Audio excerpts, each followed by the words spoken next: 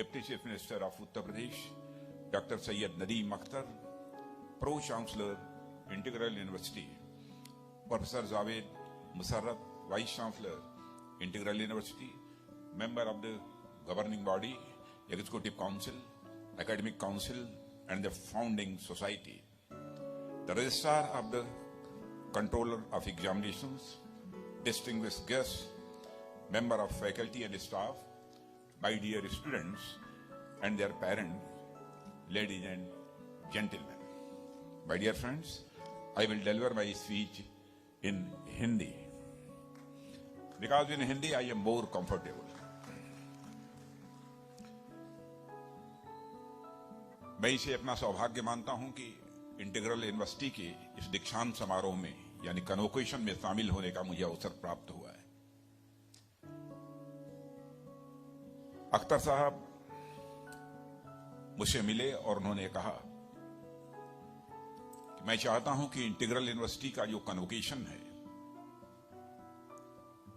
उसमें आप शिरकत करें। हमारी व्यस्तता थी, मैं उसको बराबर टालता रहा और मैंने यह भी उनसे रिक्वेस्ट की कि बेहतर यह होगा किसी और दूसरे को चीफ गेस्ट बना लीजिए, क्योंकि कितने लंबे समय तक आप अपने कन्वोकेशन के इस कार्यक्रम को नहीं टाल सकते हैं।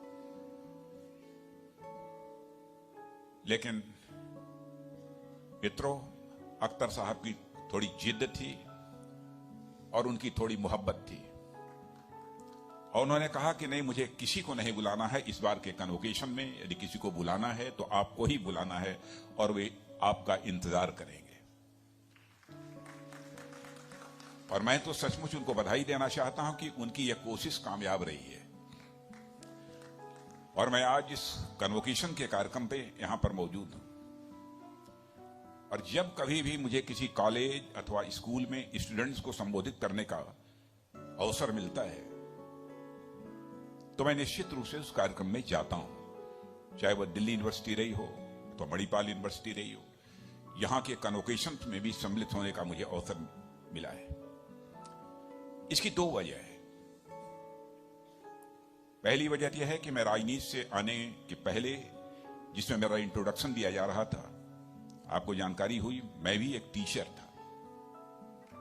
भले ही मैं पॉलिटिकल फील्ड में इस समय अपनी जिम्मेदारी निभा रहा हूं, लेकिन आज भी वह टीचर कहीं न कहीं मेरी जेहन में बना हुआ है, मेरे दिल और दिमाग पर बना हुआ है। राजनीति का जहां तक प्रश्न है, पहले राजनीति में आने का मेरा कोई फैसला नहीं था, कोई इच्छा नहीं थी। संयोग बस मैं राजनीति में आ गया। इसे जो मेरे अंदर का टीचर है, यह हर स्टूडेंट और कॉलेज के बच्चों के साथ जब उनके बीच में मैं होता हूं, उनके साथ जुड़ाव महसूस करता है। और दूसरा कारण यह है कि मैं यह मानता हूं कि जिन बच्चों पर भारत के भविष्य की जिम्मेदारी है, जिनके ऊपर भारत का कद सारी दुनिया में ऊंचा करने की जिम्मेदारी है, जिनके ऊपर भारत को एक सशक्त, प्रभावशाली और एक मजबूत भारत बनाने की जिम्मेदारी है, उनसे यदि डायरेक्ट इंटरैक्शन का भी अवसर मिले, सीधा संवाद करने का अवसर मिले, तो निश्चित रूप से उनसे करना चाहिए। किसी भी छात्र के जीवन में मैं मानता हूं कि आज जो दीक्षांत समारोह हो रहा है, दीक्षांत समारोह का एक बहुत ही महत्वपूर्ण यह अवसर होता है। और यह अवसर है जब आप अपने कोर्स की पढ़ाई को समाप्त करके कैंपस के बाहर निकलकर आप एक नई दुनिया में प्रवेश करते हैं। कैंपस में चलने वाले कोर्स की एक निश्चित अवधि होती है, एक निश्चित समय होता है और यहां पर तो आप शिक्षा प्राप्त करते ही हैं, शिक्षित तो होते ही हैं। मैं मानता हूं कि शिक्षा के साथ साथ दीक्षित भी होते हैं, यानी तालीम के साथ साथ आप तहजीब भी सीखते हैं। दोनों चीजें होती हैं। लेकिन आगे आप को तहजीब सीखने का कोई अवसर नहीं मिलेगा, ऐसी बात नहीं है। इसे दीक्षांत समारोह इसलिए कहा जाता है क्योंकि स्टूडेंट के रूप में जो भी आपने समय इस यूनिवर्सिटी कैंपस में गुजारा है, उसमें आपने क्या तहजीब हासिल की है, उसका अंतिम दिन वह होता है जिस दिन आप डिग्री हासिल करते हैं। इसलिए दीक्षांत कहते हैं, दीक्षा का यानी संस्कार का, तहजीब का अंत उस यूनिवर्सिटी में। इसे शिक्षांत समारोह नहीं कहते हैं। शिक्षा का सिलसिला तो जिंदगी भर चलता रहेगा, कुछ न कुछ सीखने का, जानने का यह सिलसिला तो जिंदगी भर चलता रहेगा। इसीलिए उसे शिक्षांत समारोह नहीं कहते हैं, बल्कि उसे दीक्षांत समारोह कहते हैं। इसलिए हम सबके ध्यान में भी यह बात होनी चाहिए, आज शिक्षांत समारोह नहीं है, यह दीक्षांत समारोह है। और यह लगातार सीखने की आदत ही किसी व्यक्ति को सफलता की, सक्सेस की राह दिखाती है। और जिसके अंदर सदैव कुछ सीखने का, हुनर हासिल करने की यदि क्यूरियोसिटी नहीं है तो जिंदगी में सफलता हासिल नहीं कर सकता। यह बात मैं पूरे कॉन्फिडेंस के साथ कह सकता हूं। और मैं बच्चों से कहना चाहता हूं, सक्सेस और अनसक्सेस, सफलता और असफलता दोनों साथ साथ चलती है। अंतर इस बात का होता है कि आप अपनी असफलताओं से क्या सीख लेते हैं और उस असफलता के चैलेंज को मीट आउट करने के लिए आप क्या रोड मैप बनाते हैं। और आप सबने विश्व प्रसिद्ध वर्ल्ड फेम के एक इन्वेंटर थे, उनका नाम सुना होगा, थॉमस एडिसन।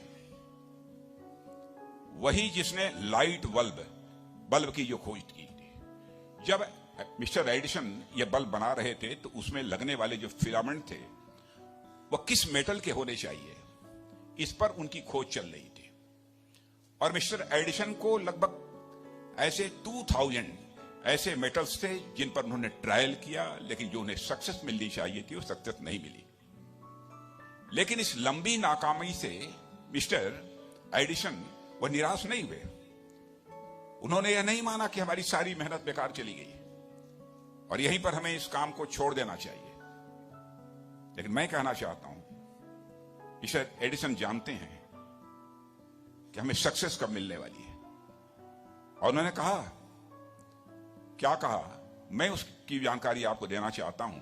उन्होंने कहा कि भाई ऐसा नहीं है, हमने काफी लंबी यात्रा तय की है और काफी कुछ हमने सीखा है।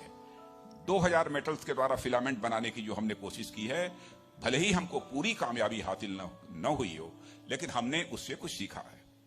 अब हम यह जान चुके हैं कि अप्रॉक्सीमेटली ऐसे 2000 मटेरियल्स हैं जिनका इस्तेमाल अच्छे लाइट बल्ब फिलामेंट बनाने में नहीं किया जा सकता। कम से कम इतना हमने जान लिया है, इतना हमने सीख लिया है।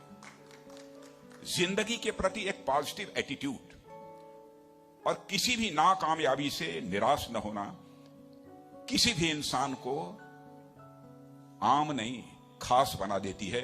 यह हमारे बच्चों को ध्यान देना चाहिए। और इसी तरह मैं एक उदाहरण और देना चाहता हूं। आप में से बहुत लोगों ने रामानुजम का नाम, जो मैथमेटिशियंस हैं, वो चाहे किसी कौम के हों, रामानुजम का नाम उन्होंने सुना होगा। रामानुजम ने अपनी 32 साल की कुल जिंदगी में 4000 थियरम्स पर रिसर्च की थी। और ऐसे वो अबूझ थ्योरम से जिन्हें समझने में लोगों को वर्षों लग जाएंगे। और आपको जानकर आश्चर्य होगा कि वे क्लास 12 में 2 बार फेल हुए थे। मिस्टर रामानुजम क्लास 12 में 2 बार फेल हुए थे, मगर उनकी प्रतिभा क्षमता इतनी बड़ी थी कि जिस स्कूल में वह पढ़ते थे, आज उस स्कूल का नाम ही रामानुजम के नाम पर रखा गया है। इसलिए मैं हमेशा कहता हूं, no success is final and no failure is fatal. यानी कोई भी सफलता यह अंतिम नहीं होती है और कोई भी विफलता आपकी जिंदगी को खत्म नहीं कर सकती है। और मैं मानता हूं कि असफलता लोगों को डराती है, मगर यह एक हद तक ही यह डर अच्छा है। असफलता का डर आपको बेहतर तैयारी करने के लिए इंस्पायर करता है कि आगे हमको और तैयारी करनी है, इसके लिए आपको प्रेरणा देता है, इंस्पायर करता है। मगर पूरी कोशिश के बाद यदि नाकामयाबी हाथ लगे तो उसे स्वीकार करते हुए, मैं एक कवि सोहनलाल द्विवेदी, जिन्होंने हिंदी पढ़ा होगा, उनकी कविता को जानते होंगे, उसकी यहां चर्चा करना चाहता हूं। उन्होंने कहा था कि असफलता एक चुनौती है, स्वीकार करो। असफलता एक चुनौती है, स्वीकार करो। क्या कमी रह गई, देखो और सुधार करो। जब तक न सफल हो नींद चैन को त्यागो तुम, संघर्ष का मैदान छोड़ मत भागो तुम। कुछ किए बिना ही जय जयकार नहीं होती, कोशिश करने वालों की कभी हार नहीं होती। और मित्रों, आज के बाद जब आप कैंपस से बाहर निकलेंगे तो आपके टीचर्स, मैं कहना चाहूंगा भले ही यहीं रह जाएं, जो सारे टीचर्स यहां पर बैठे हैं, लेकिन सबकी सारे आपके टीचर्स की ब्लेसिंग, दुआ, आशीर्वाद सदैव जिंदगी में आपके साथ होगा। चाहे आप जिंदगी के किसी भी मुकाम पर क्यों न पहुंच जाएं। मैं अपनी जिंदगी का एक उदाहरण आपको देना चाहता हूं। मैं गांव में प्राइमरी स्कूल में पढ़ता था।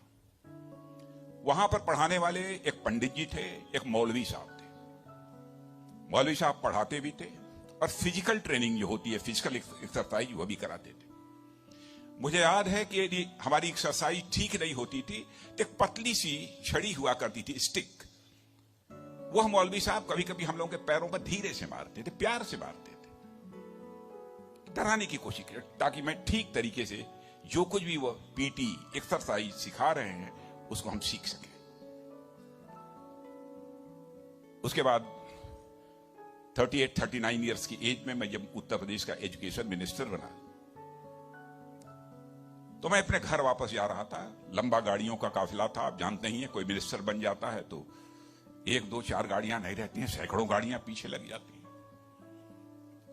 जब मैं घर जा रहा था तो हमारे घर जाने वाली जो रोड है उसके बगल में ही, लगभग हमारे घर से, हमारे गांव से लगभग 15-16 किलोमीटर दूर मौलवी साहब का घर था। मौलवी साहब रिटायर कर चुके थे, बुजुर्ग हो गए थे, आंखों से दिखाई नहीं देता था। उनको मालूम हुआ कि जिस बच्चे को प्राइमरी स्कूल में हमने एजुकेशन दी है, आज वो हमारा बच्चा इस प्रदेश का एजुकेशन मिनिस्टर होकर इसी सड़क से गुजरने वाला है। मौलवी साहब आंखें बंद किए हुए, आंखों से दिखाई नहीं देता था, और उनके 2-3 बच्चे उनके बगल में खड़े। जो सज्जन हमारे साथ बैठे थे गाड़ियों में, हमारे काफिले में, उन्होंने कहा कि देखिए, यही मौलवी साहब ने आपको पढ़ाया था, मौलवी साहब का गांव है। मित्रों,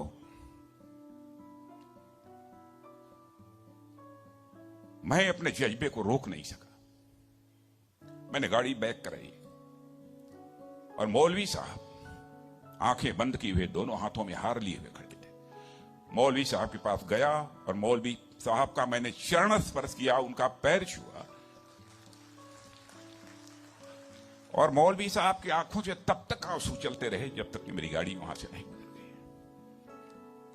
कल्पना करिए, वर्षों गुजर चुके थे, प्राइमरी स्कूल छोड़े हुए, उसके बाद मौलवी साहब से कभी भेंट नहीं हुई थी, लेकिन वह क्षण मैं अपनी जिंदगी में कभी नहीं भूल सकता। मैं चीफ मिनिस्टर भी थे तो आए थे एक बार मिलने के लिए। लगभग 3-4 हजार की भीड़ हमारे चीफ मिनिस्टर रेजिडेंस पर थी। किसी ने बतलाया कि वो सज्जन आए हैं, वो कह रहे हैं कि मैं तुम्हारे सीएम को मैंने पढ़ाया है। मैंने कहा है, कहा वो खड़े हैं। तो मैंने देखा कि मौलवी साहब, उनके बच्चे उनको पकड़ कर लाए। मौलवी साहब को मैंने बुलाया, बगल में चेयर पर बैठाया और उनका मैंने चरण स्पर्श किया। बच्चों, आपसे कहना चाहता हूं, बहुत लोग आजकल सो कॉल्ड प्रोग्रेसिव्स की मैं बात करना चाहता हूं। वह कहते हैं कि हमारे इस टीचर का वैल्यूज के प्रति जो कमिटमेंट होना चाहिए वो क्या है। डोंट वरी, यह आपका काम नहीं है कि आपका टीचर किस हद तक वैल्यूज के प्रति कमिटेड है, नहीं कमिटेड है, क्या करता है, क्या नहीं करता है। एक काम उसने जिंदगी में किया है कि आपको उसने तालीम दी है, आपको उसने तालीम दी है, इसे मत भूलना। और आज तक आपकी दुनिया या कैंपस थी जहां आपने बहुत कुछ सीखा। अब पूरी दुनिया ही आपका कैंपस होगी, जहां आपके अनुभव, आपके टीचर्स होंगे, और खुद को साबित करना ही आपकी सबसे बड़ी यह परीक्षा होगी। अब आप सभी इस कैंपस की दुनिया से निकलकर, मेरे मित्रों, रियल लाइफ चैलेंजेस का सामना करने के लिए तैयार हैं, मैं यह मानता हूं। और इस काम में आपको सबसे अधिक आवश्यकता अपनी एनर्जी और इंथुजियाज्म, ऊर्जा और उत्साह को बनाए रखने की होगी। इसके लिए कोई ना कोई आपको एक सोर्स ऑफ इंस्पिरेशन, एक प्रेरणा का स्रोत चाहिए। मैं आपको याद दिलाना चाहता हूं, आपने जरूर सुना होगा फ्रेडरिक ग्रांट बेंटिंग का नाम, और साथ ही साथ चार्ल्स बेस्ट का नाम भी यदि हमारे स्टूडेंट्स ने कुछ पढ़ा होगा जरूर सुना होगा। इन्होंने 1923 में इन्हें नोबेल प्राइज से सम्मानित किया गया था। नोबेल प्राइज बहुत बड़ा सम्मान होता है, यह आपको बतलाने की कोई जरूरत नहीं है, पर दुनिया उन्हें नोबेल प्राइज के विजेता के रूप में नहीं जानती है, बल्कि आर्टिफिशियल इंसुलिन, बड़े डॉक्टर्स यहां पर बैठे होंगे, आर्टिफिशियल इंसुलिन की रिसर्च करने के कारण वो एक साइंटिस्ट के रूप में याद किए जाते हैं। और आज पूरे विश्व में करोड़ों लोग डायबिटीज से ग्रसित हैं, और अगर वह एक सामान्य जीवन जी पा रहे हैं तो उसमें इंसुलिन का एक मेजर रोल है। कहने का अर्थ यह है कि जब आप अपने नॉलेज का उपयोग ह्यूमन वेलफेयर के लिए करते हैं, तब आपका ज्ञान इनवैल्यूएबल, बेशकीमती हो जाता है, जिसकी कोई कीमत रुपए पैसे से मेरे दोस्तों नहीं लगाई जा सकती है। और मैं यह भी कहना चाहता हूं, आपके जीवन में जो भी लक्ष्य हो, आप कहीं भी रहें, कोशिश करिएगा कि चाहे वो बड़ा हो या छोटा हो, किसी न किसी माध्यम और तरीके से दुनिया को बेहतर बनाने के लिए आप क्या कंट्रीब्यूट कर सकते हैं, क्या योगदान कर सकते हैं, वह योगदान करने की आप कोशिश करिएगा। मेरे नौजवानों, आप में से काफी बच्चों ने टीवी पर आने वाली शार्क टैंक सीरीज देखी होगी। मैं बच्चों से जानना चाहता हूं कि यह शार्क टैंक सीरीज कितने बच्चों ने देखी है, जहां हाथ उठा सकते हैं। वंडरफुल। इसमें मैनेजमेंट के स्टूडेंट्स या नौजवान जो हमारे एंटरप्रेन्योर्स हैं, एक आइडिया इन्वेस्टर्स के सामने रखते हैं, यही है ना।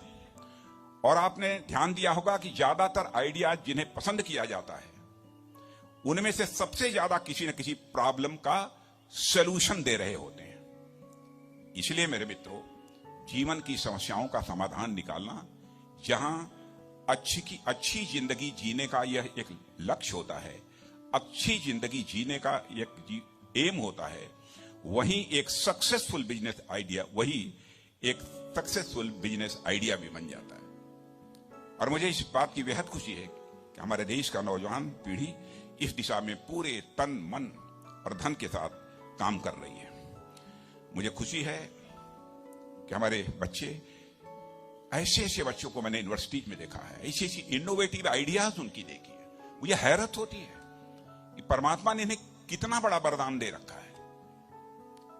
और मुझे खुशी है आप सबको बतलाते हुए, जहां पर 2014-15 में स्टार्टअप्स की संख्या भारत में अप्रॉक्सिमेटली 500 to 600 थी, आज स्टार्टअप्स की संख्या इन 8 वर्षों के अंदर ही मोर देन 80,000 हो गई है, 80,000 से ज्यादा हो गई। अब यह सोचने की बात है, यह कैसे हुआ कि हमारे देश के युवाओं में यह विश्वास जगा कि वे कुछ नया करने का रिस्क ले सकते हैं। इसीलिए मैं अपने बच्चों से कहना चाहता हूं कि जिंदगी में रिस्क लेने से कभी घबराना मत, कदम कभी पीछे मत हटाना। सच्चाई यह है कि हमारे देश के युवाओं की प्रतिभा और क्षमता में कभी कमी नहीं रही है। हाईली टैलेंटेड स्टूडेंट्स हमारे भारत के हैं, मैं कॉन्फिडेंस के साथ कह सकता हूं। दुनिया के बहुत सारे देशों में मुझे जाने का अवसर मिलता है, उनसे इंटरेक्ट करने का भी अवसर मिलता है। चाहे दुनिया की पावरफुल कंट्री जो सुपर पावर मानी जाती हैं, वहां के बच्चों के साथ भी हमको इंटरेक्ट करने का अवसर मिला है। लेकिन मैं कह सकता हूं, जो टैलेंट आपके पास है और जो क्षमता, जो एफिशिएंसी आपके पास है, दुनिया में ढूंढे हुए नहीं मिलेगी, मैं दावे के साथ कह सकता हूं। और कभी कमी केवल इस बात की थी कि हमारे नौजवानों को जैसा इकोसिस्टम मिलना चाहिए, वैसा इकोसिस्टम अपनी टैलेंट को निखारने का नहीं मिलता था, जिससे उनकी पूरे टैलेंट को पूरा और सहयोग और समर्थन मिल सके। ऐसे एक इकोसिस्टम की आवश्यकता थी। मैं कह सकता हूं अब उसमें काफी बदलाव आया है। और सबसे बड़ा बदलाव है इस देश में डिजिटल इंफ्रास्ट्रक्चर की मजबूती का। आप भी महसूस करते होंगे, एक समय 2G और 3G टेक्नोलॉजी की चर्चा होती थी, फिर 4G टेक्नोलॉजी आ गई, लेकिन दोस्तों अब 5G आ गई है। और मैं आपको विश्वास दिलाना चाहता हूं कि हमारे प्राइम मिनिस्टर मोदी जी का यह टारगेट है कि 5G की फैसिलिटी आगामी कुछ ही वर्षों के अंदर हम हिंदुस्तान के गांव-गांव तक पहुंचा देंगे। आज देश में जो डिजिटल रिवॉल्यूशन आप देख रहे हैं, हमारे देश के युवाओं के लिए केवल इंफॉर्मेशन टेक्नोलॉजी ही नहीं है, बल्कि जीवन के हर क्षेत्र में एक अवसर लेकर यह आई हुई है। आप अपने आसपास नजर दौड़ाएंगे तो पाएंगे कि किस तरह के एप्लीकेशन के माध्यम से डिजिटल ट्रांजैक्शन जो होता है, डिजिटल जो लेन देन होती है, किस तरीके से वह बेहद आसान हो गई है। सिर्फ यूपीआई के माध्यम से पिछले दिसंबर की बात कर रहा हूं, जनवरी चल रहा है, पिछले दिसंबर में 7.82 बिलियन ट्रांजैक्शन हुए हैं, जिनकी वैल्यू अप्रॉक्सीमेटली 12.82 लाख करोड़ रुपए की थी, जो कि अब तक का सबसे बड़ा रिकॉर्ड है। और इस डिजिटल रिवॉल्यूशन से अब देश के ग्रामीण इलाके भी जो अछूते रह गए हैं, मैं दावे के साथ कहता हूं भविष्य में वो अछूते नहीं रहेंगे। फिनटेक के अलावा मेडिकल, एजुकेशन, एग्रीकल्चर, इन सब चीजों में भी डिजिटल तौर तरीके इस्तेमाल किए जा रहे हैं इस समय। और खास तौर पर चिकित्सा के क्षेत्र में डिजिटल टेक्नोलॉजी के इस्तेमाल से मेरे मित्रों, दूर दराज के इलाकों में बैठे हुए लोगों को जिस तरीके से उनका इलाज किया जा रहा है, मेडिकल फैसिलिटीज प्रोवाइड की जा रही है, उससे आप सभी अच्छी तरह परिचित हैं। टेलीमेडिसिन से कैसे लोग लाभान्वित हो रहे हैं, इसकी भी जानकारी आप सबको होगी। और मैं मानता हूं कि जो अवसर आज नौजवानों के सामने है, उनका उन्हें भरपूर फायदा उठाना चाहिए। और मित्रों, नौजवानों की बात मैं कर रहा हूं, लेकिन मैं यहां पर नवयुवतियों की, मैं अपनी गर्ल्स स्टूडेंट्स की भी मैं बात करना चाहता हूं। आज की गर्ल्स भी किसी बॉय से, किसी लड़के से कम नहीं है, पीछे नहीं है। एक समय था जब लड़कियां केवल कुछ सर्विस सेक्टर्स में ही दिखाई देती थी। उदाहरण के लिए एजुकेशन और मेडिकल के क्षेत्र में महिलाओं की भागीदारी काफी लंबे समय से रही है, मैं जानता हूं। मगर आज जीवन का शायद ही ऐसा कोई क्षेत्र हो जहां महिलाओं की भागीदारी न हो। एक समय था आर्मी में, सेनाओं में और हमारे पुलिस फोर्सेज में महिलाएं लगभग 9 के बराबर होती थी। और विशेष रूप से सेनाओं में कई ऐसे विंग्स थे जहां महिलाओं के लिए दरवाजे तो पूरी तरह से बंद थे। और आपको जानकर खुशी होगी कि आज महिलाएं वारशिप्स पर भी तैनात हो रही हैं, युद्धपोत वारशिप्स। और सबसे भारत का मजबूत वारशिप जिसकी लॉन्चिंग आज के 15-20 दिन पहले मैंने की है, उस पर जब अपने महिला वुमेन ऑफिसर्स को तैनात हमने देखा और उनका जज्बा, उनका करिश्मा जो हमने देखा, मैं तो हैरत में था। आज दुनिया के सबसे ऊंचे बैटलफील्ड सियाचिन में भी महिलाएं तैनात हैं। सबसे ठंड जगह कुमार पोस्ट, डिफेंस मिनिस्टर बनने के दूसरे तीसरे दिन में अपने आर्मी चीफ को कहा कि मैं जाना चाहूंगा, मेरे वहां जाने की तैयारी करिए। मैं वहां गया, मेरा हेलीकॉप्टर वहां रुक नहीं सकता था। पायलट ने मुझे बताया कि साहब हमको रोटर चलाते रहना होगा और हम यहां रुक कर रोटर नहीं चला सकते। जब तक आप इस कुमार पोस्ट पर रहेंगे तब तक हम बराबर ऊपर उड़ते रहेंगे। यहां करेंगे तो इसकी फ्यूल, इसकी डीजल जम जाएगी। तो मुझे यहां पर उतारना, रोटर चल रहा था, सीधे फिर से फ्लाई कर गए। और आधे घंटे 40 मिनट जब अपने जवानों के साथ वहां पर था, उसके बाद तब वो हेलीकॉप्टर नीचे उतरा और वहां से मैं गया। ऐसे स्थानों पर भी महिलाएं अब अपनी जिम्मेदारी का निर्वाह करा रही हैं, भारत की रक्षा कर रही हैं। भारतीय सेनाओं में हर भारतीय युवा के लिए, चाहे वह किसी भी कास्ट का हो, किसी क्रीड का हो, किसी रिलीजन का हो, देश सेवा करने के लिए अवसर है। पिछले दिनों हमारे इस्लाम धर्म को मानने वाली एक बच्ची सानिया मिर्जा, जिस मिर्जापुर के एक कॉलेज से मैंने पढ़ाई की थी, वहां की सानिया मिर्जा ने फाइटर फ्लाइट कोर्स में दाखिला लिया। और अपना कोर्स सफलतापूर्वक समाप्त करने पर वह देश की पहली मुस्लिम फाइटर पायलट बनेगी।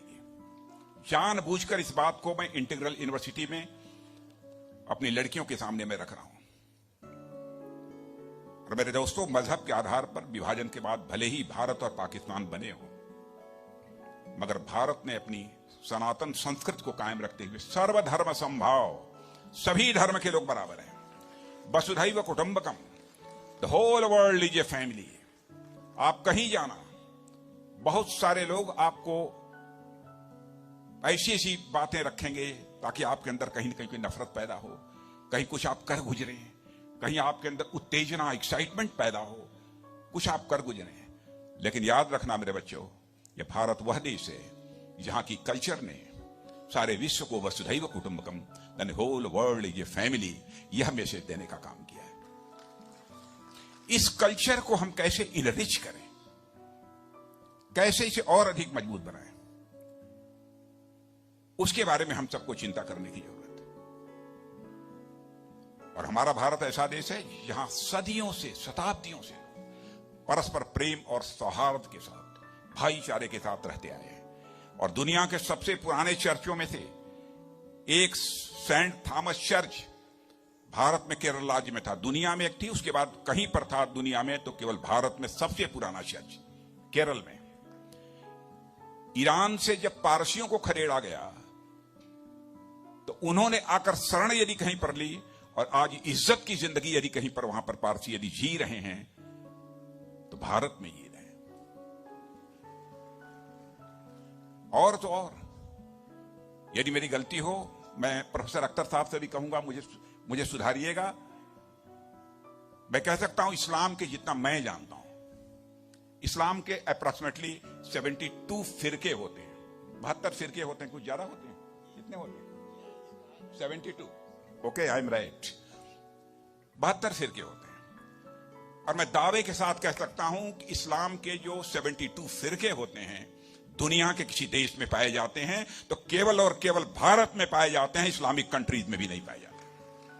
और मैं अपने बच्चों को कहूंगा इस पर रिसर्च करो, आप मुझे बताओ, और यदि आप मुझे पॉइंट आउट करेंगे कि नहीं, your version was wrong, then I will accept it and I will apologise for that. यह है भारत। इस देश में कास्ट, क्रीड, रिलीजन के आधार पर हम देश को जो हाइट देना चाहते हैं हम हाइट कभी नहीं दे सकते, चाहे कोई कुछ भी कहे। मैं आपसे बच्चों से यही अनुरोध करना चाहता हूं मेरे दोस्तों, भारतीय ज्ञान विज्ञान, साइंस, टेक्नोलॉजी अंग्रेजों से में आने के पहले से ही बहुत ज्यादा प्रोग्रेस पती है। बहुत लंबी बात हो जाएगी, नहीं मैं दावे के साथ कह सकता हूं भारत में जो चीजें थी दुनिया ने बाद में हमसे सीखा है। क्वाड्रेटिक इक्वेशन की मैं बात करना चाहता हूं। Quadratic equation a + b whole square equal to a² + b² + 2ab, यह किसने दिया? यह भारत ने दिया है। हजारों वर्ष पहले यह भारत ने दिया है। यदि हमसे कोई मांगेगा कि यह कहां दिया, किसने दिया, वह भी मैं देने को तैयार। पाइथागोरस थ्योरम है भारत की देन है, बोधायन की देन है। और मैं सारे इंटेलेक्चुअल से इस इंटीग्रल यूनिवर्सिटी में अपील करना चाहता हूं, मेरा यदि कोई वर्जन गलत हो तो निश्चित रूप से मुझे पॉइंट आउट करें, मैं उसे सुधारने की मैं कोशिश करूंगा। जो भी बातें मैं बोल रहा हूं पूरे कॉन्फिडेंस के साथ बोलिए। और मेरे मित्रों, भारत सदियों तक हर क्षेत्र में पाथ ब्रेकर और लीडर रहा है। और मैं चाइना के पेकिंग यूनिवर्सिटी में काम करने वाले एक वाइस चांसलर हुआ करते थे, मिस्टर हु सी। बाद में यूनाइटेड नेशंस को भी, जिसमें चाइनीज रिवॉल्यूशन चल रहा था, उसके लगभग वही दौर रहा होगा, मुझे एग्जैक्टली वो ईयर याद नहीं है, लगभग वही दौर था। और उन्होंने चाइना को यूनाइटेड नेशन में भी रिप्रेजेंट किया था। उन्होंने किया है, उन्होंने लिखा है कि India has culturally controlled and dominated China for more than 2000 years without sending a single soldier. यह मैंने नहीं लिखा है, पेकिंग यूनिवर्सिटी के जो वाइस चांसलर जो चाइना के थे उन्होंने लिखा है। और एक मिस्टर लिन यू टांग हैं चाइना के, उन्होंने लिखा India was China's teacher in trigonometry, quadratic equations, grammar and phonetics. मेरे दोस्तों, आप तो स्वीकार करो, किसी भारतीय ने नहीं कहा है, चाइना ने कहा है। अभी सोचने वाली बात यह कि जिस कल्चर में जो इतना बड़ा था, इतना महान था, सब हिंदू, मुस्लिम, पारसी, सिख, ईसाई सब साथ चलते आए, क्यों हम अपने उस एसेंस को भूलते जा रहे हैं? अंग्रेजों ने बहुत गड़बड़ किया है मेरे दोस्तों। कोई ये कहेगा कि अंग्रेजों को ही दोष आप क्यों देते हैं? मैं ऐसी मिसालें आपके सामने रख सकता हूं, लेकिन स्पीच बहुत लंबी होगी, इसलिए मैं नहीं जाना चाहता। वेस्टर्न एजुकेशन ने हमको बहुत ही डैमेज किया है। वेस्टर्न एजुकेशन ने तो यह भी पैदा कर दिया, वकील हो तो तुम ज्यादा इज्जतदार हो, जमीन पर काम करने वाले यदि तुम हो, मिट्टी का काम करने वाले हो, तो तुमको वह इज्जत हासिल नहीं हो सकती जो कि ग्रेजुएट, पोस्ट ग्रेजुएट, तो इंजीनियर, डॉक्टर है, उसको हासिल होगी। आज भी टेबल पर बैठे अफसर, डॉक्टर, इंजीनियर को बहुत श्रेष्ठ माना जाता है, जबकि खेत में काम करने वाले श्रमिक, चाहे कोई शिल्पकार हो, चाहे हमारा सफाई कर्मी हो, उनको कुछ कमतर करके आंका जाता है। भारत में ऐसा नहीं था पहले। असमानता, अनइक्वालिटी के साथ कोई समाज डेवलपमेंट नहीं कर सकता है मेरे मित्रों। इसलिए इस प्रकार की इनइक्वालिटी की भावना लाना, आज के इक्वालिटी की भावना को लाना आज यह समाज की एक सबसे बड़ी जरूरत है।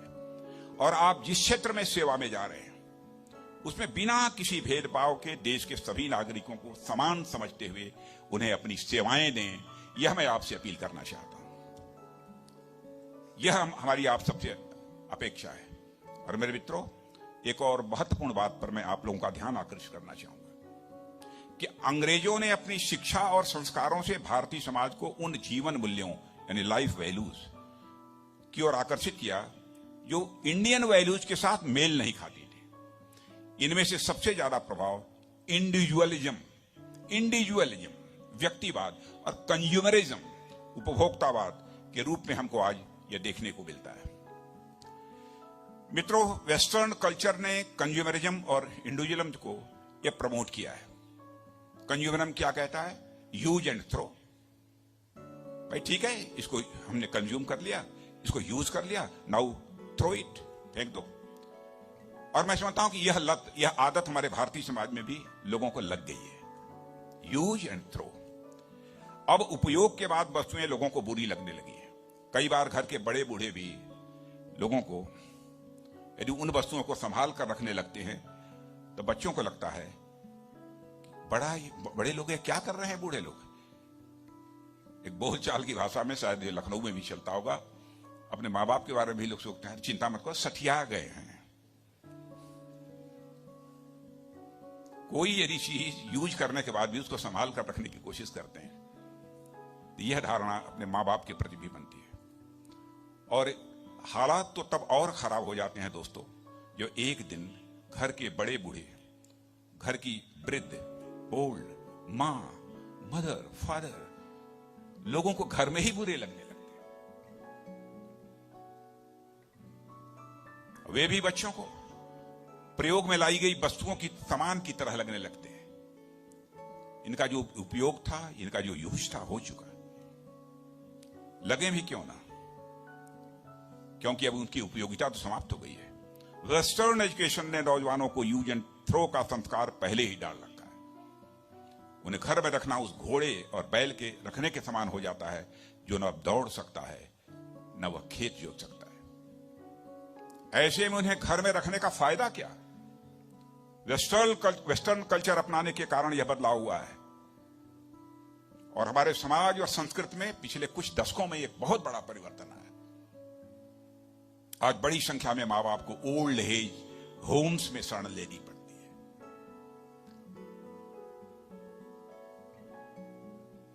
बच्चों, मैं जानता हूं कि सो कॉल्ड प्रोग्रेसिव ऐसे कुछ लोगों को बात मेरी कुछ अटपटी लग सकती है,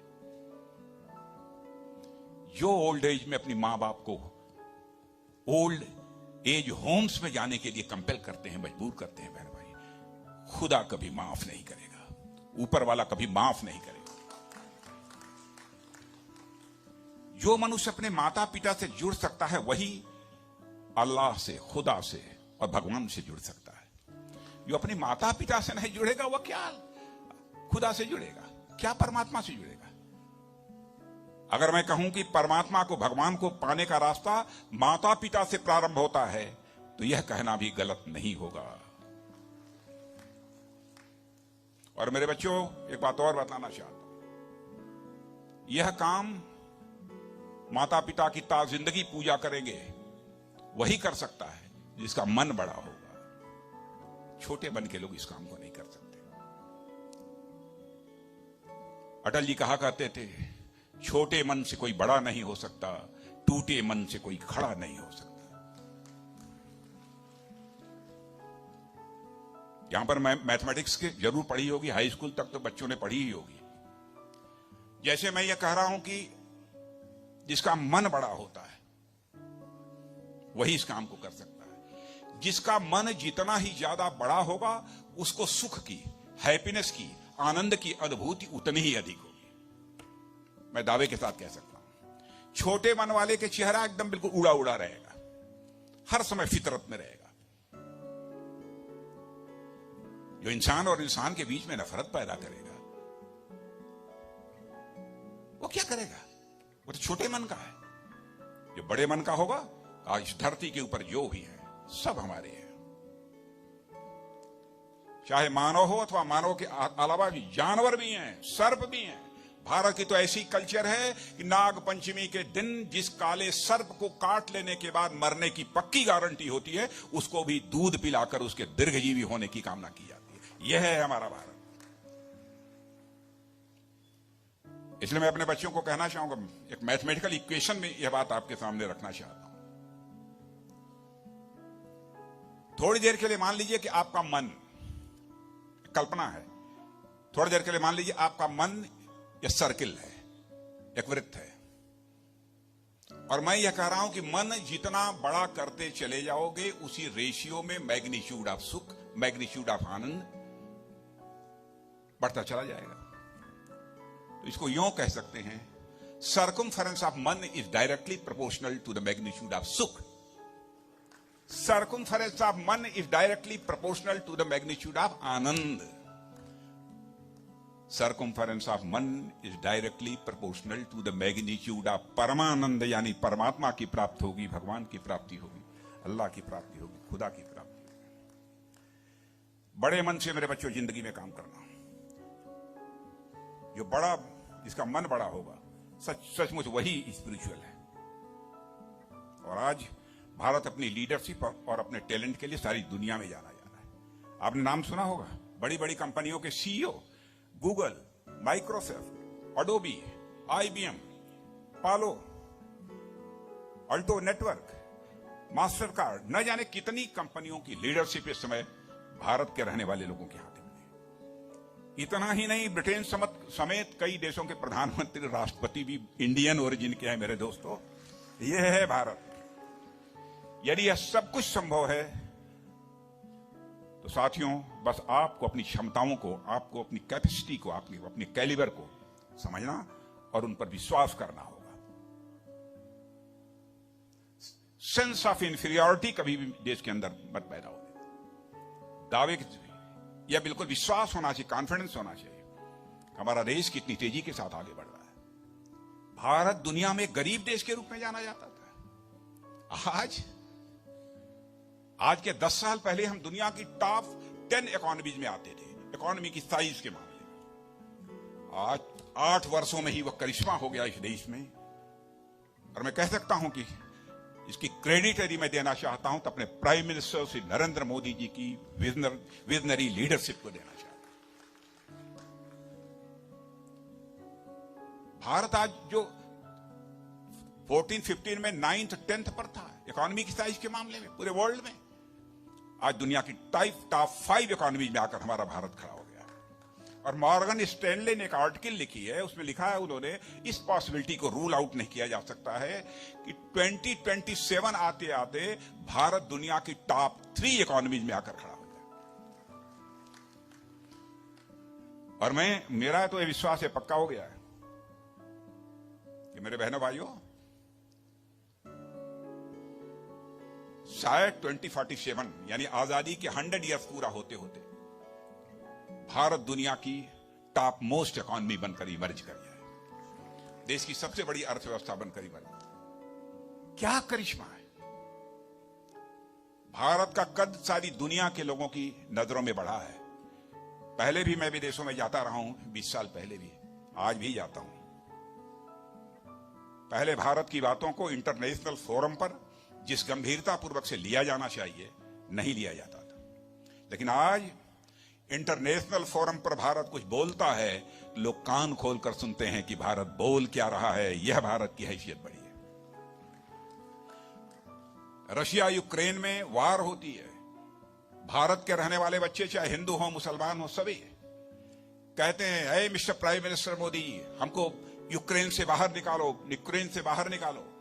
दुनिया के सारे देशों के बच्चे जो यूक्रेन में पढ़ रहे थे, बम्बार्डिंग हो रही थी, मारे जा रहे थे, कोई नहीं कर पाया।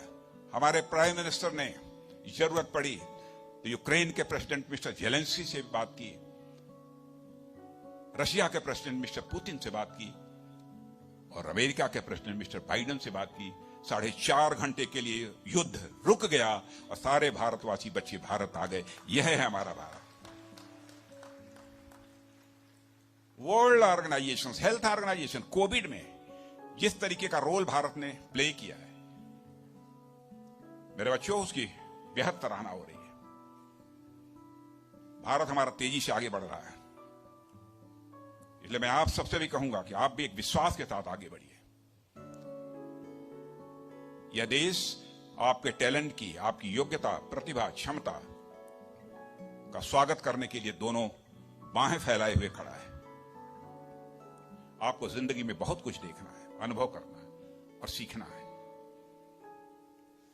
और आज आपने डिग्री हासिल की है, लेकिन ऐसी डिग्री तो यह देश देगा आपको, और भी डिग्री देगा। आज तो इस इंस्टीट्यूशन ने दिया है और मैं इंटीग्रल यूनिवर्सिटी की मैं सराहना करना चाहता हूं। इंटीग्रल यूनिवर्सिटी ने जितनी जल्दी इस मुकाम को हासिल किया है, इंटीग्रल यूनिवर्सिटी की जितनी भी सराहना की जाए वह कम है। और इसमें इंटेंशन इंटीग्रल यूनिवर्सिटी को एस्टेब्लिश करने वाले लोगों का, इसका नाम इंटीग्रल रखा, only to integrate not disintegrate. यह फीलिंग बहुत बड़ी बात है। अख्तर साहब, आपको और आपकी पूरी टीम को, पूरे मैनेजमेंट को, सारे टीचर्स को मैं एक बार शीश झुकाकर उनका मैं अभिनंदन करता हूं, सभी का। और इसकी यह पवित्रता, इसकी सैंक्टिटी आप बनाए रखिएगा। और मैं बच्चों से कहना चाहता हूं जो आज डिग्री हासिल कर रहे हैं, आपके बहुत ब्राइट फ्यूचर की, आपके उज्जवल भविष्य की मैं कामना करता हूं। और फिर से अंत में यह बात कहना चाहूंगा और दिल से मैं कहना चाहता हूं कि आपके माता पिता का भी मैं शीश झुकाकर मैं प्रणाम करना चाहता हूं, जिन्होंने आपको इस लायक बनाया है। इसको मत भूलना। आप यहां से जाना, पहला रेस्पेक्ट अपने टीचर्स को यहां पे करने के बाद घर पर ही जाना तो अपने फादर मदर के सामने रेस्पेक्ट पे करना, पैर छूना हो, गले लगाना हो, जो करना हो। अब जैसे इस डायस के ऊपर अब मिसेज अख्तर साहब आई, हमारे यहां महिलाओं की जो इज्जत होती है, जो सम्मान होता है, मेरा दिल यह खुद कहने लगा कि हमारे अख्तर साहब डायस पर हो और मेम साहब नीचे हो। यह मुझे मंजूर नहीं था। मैंने कहा आइए, आप भी पधारिए, मेरे बगल में बैठिए।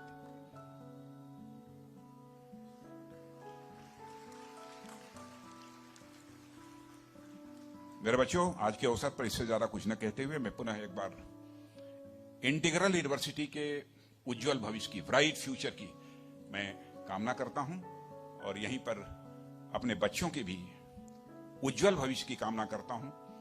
और ऊपर वाले से यह भी प्रार्थना करता हूं कि आपके अंदर वह कैलिबर, आपके अंदर कैपेसिटी, आपके अंदर वह एबिलिटी यह परमात्मा दे, ताकि भारत को फिर से एक बार आप विश्व गुरु के पद पर बैठा सकें, उस पर आसीन कर सकें। इन्हीं शब्दों के साथ आप सबको बहुत